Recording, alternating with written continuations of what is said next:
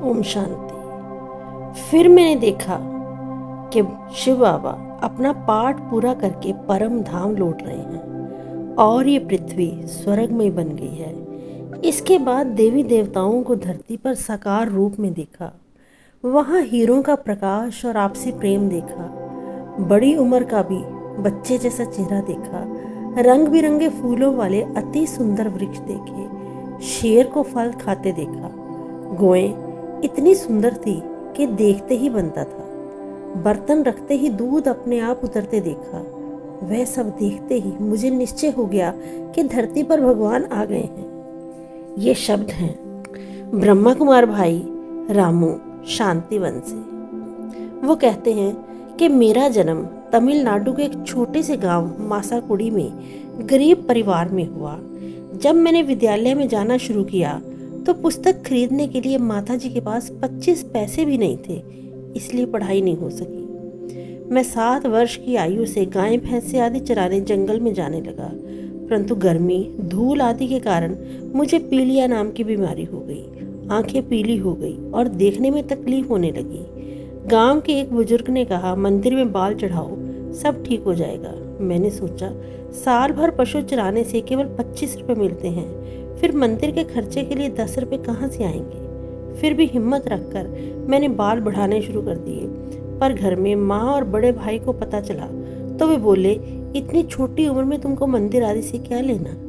गरीबी के कारण वे मेरा इलाज भी नहीं करवा पा रहे थे और मंदिर जाने से भी रोक रहे थे। मैंने सोचा आंखें ठीक नहीं, शरीर ठीक नहीं तो जीवन का क्या मूल्य। चोरी नहीं करूँगा, झूठ नहीं बोलूँगा, किसी से कुछ नहीं मांगूंगा, मेहनत करके अपने शरीर को ठीक करूंगा, नहीं तो शरीर त्याग दूंगा।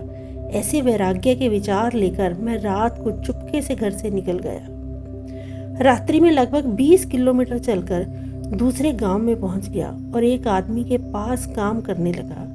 वहां मुझे ठीक पैसा मिला। मैंने भगवान के सहारे को मन में स्वीकार कर बाकी सभी आशाएं छोड़ दी।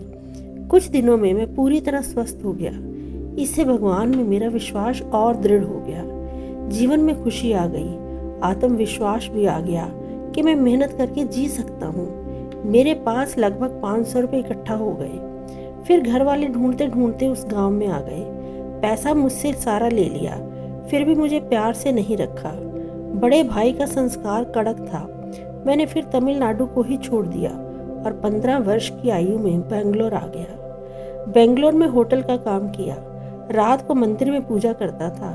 एक बार 10 दिन की यात्रा पर मैं कुछ लोगों के साथ साबरीमाला में अयप्पा के दर्शन करने के लिए गया। हमारे साथ हमारे गुरुजी थे। मैंने उनसे पूछा, संसार में सबसे बड़ा भगवान कौन है? तो उन्होंने कहा, बेटा भगवान को देखने के लिए 40 जन्म लेने पड़ेंगे। मैंने पूछा, भगवान कहाँ रहते हैं? गुरुजी ने कहा, उनके 1000 हाथ, 1000 आंखें, 1000 पाँव हैं, उनके बिना तो पत्ता भी नहीं हिलता। मैंने फिर पूछा, जिसकी रोज पूजा होती है, जो सबसे बड़ा है, क्या आप मुझे वो भगवान दिखाएंगे? गुरुजी ने मेरे प्रश्न का उत्तर तो नहीं दिया और कहने लगे, एक ब्रह्मा कुमारी नाम का आश्रम है, उन्होंने हमारे हिंदू धर्म का सत्यानाश कर दिया है। मैंने पूछा, ऐसा उन्होंने क्या कर दिया?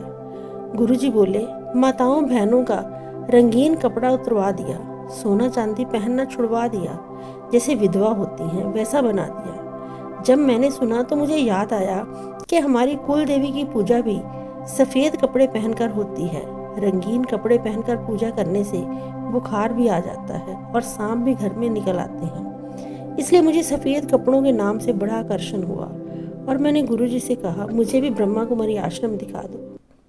यात्रा से लौटने पर गुरुजी एक दिन मुझे ब्रह्मा कुमारी आश्रम में ले गए। वहाँ एक ब्रह्मा कुमारी बहन आई।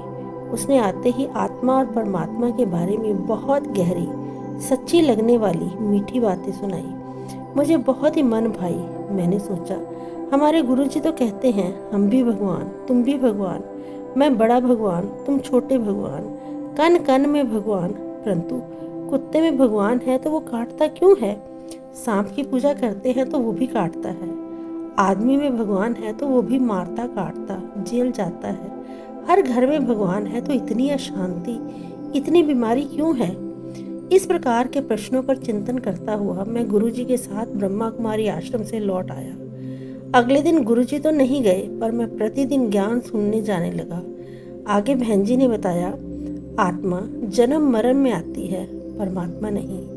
आत्मा अविनाशी है, शरीर विनाशी है। आत्मा शरीर का आधार लेकर पाठ बजा रही है। आत्मा जब परमात्मा को याद करती है तो पुराने संस्कार नष्ट हो जाते हैं और नए दैवीय संस्कार भरने लगते हैं। मुझे इन सब बातों पर विश्वास होता चला गया। कोर्स पूरा होने पर मुझे दादी हृदय पुष्प से मिलवाया गया।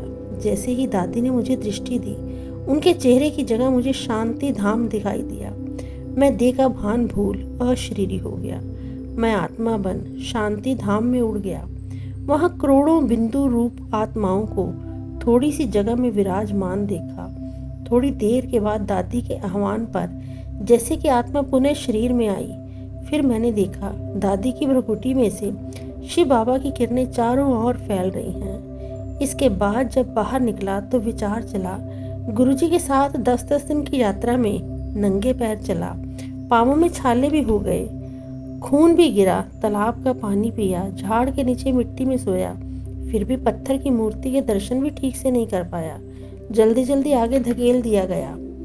वहाँ इतना खर्चा, मेहनत और त्याग करके कुछ भी नहीं पाया और यहाँ पैसा भी नहीं लिया, सेवा भी नहीं कराई और ज्योति स्वरूप परमात्मा का, शांति का, प्यार का सब अनुभव करवा दिया।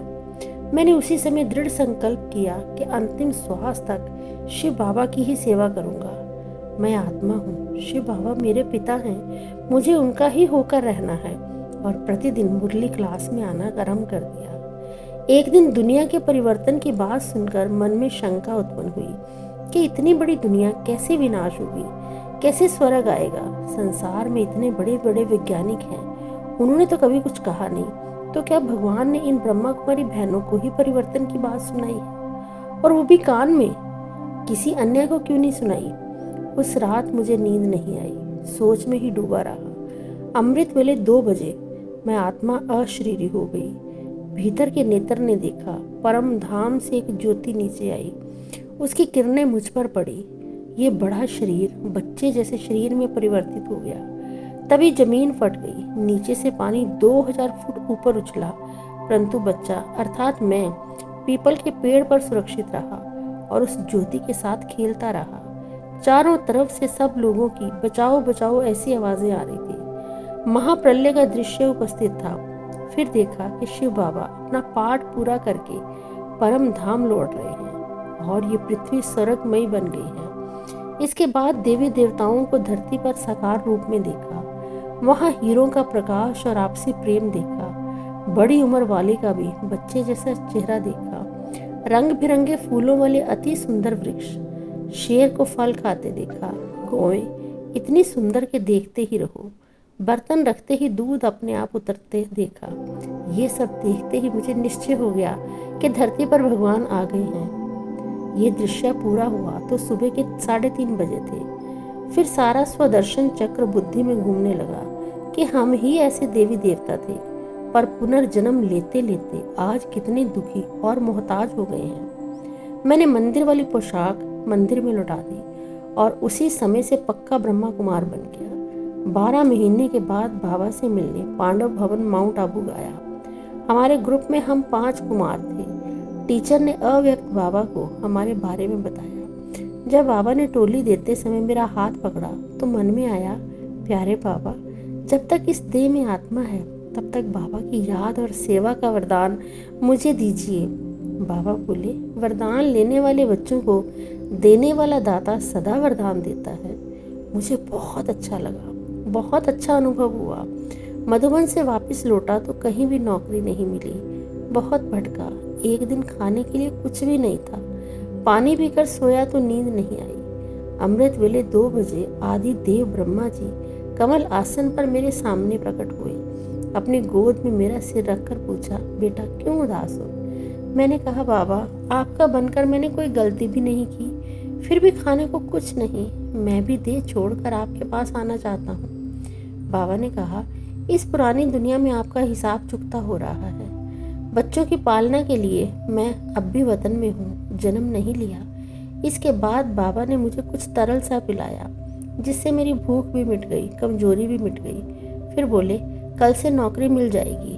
अंतिम श्वास तक बाबा का हाथ और साथ नहीं छोड़ना।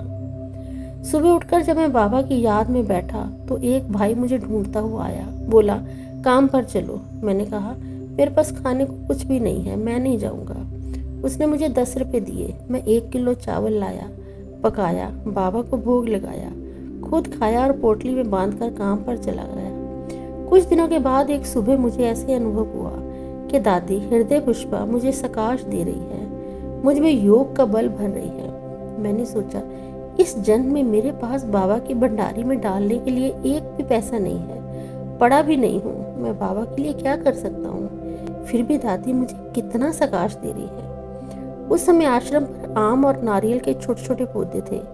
अगले दिन से उन पौधों की सेवा शुरू कर दी ताकि कुछ तो बाबा के काम आ सकूं। दादी ने खाना, कपड़ा और पैसा देकर मेरी सारी जरूरतें पूरी कर दी। उसके बाद तो मैं समर्पित होकर सेवाएं देने लगा।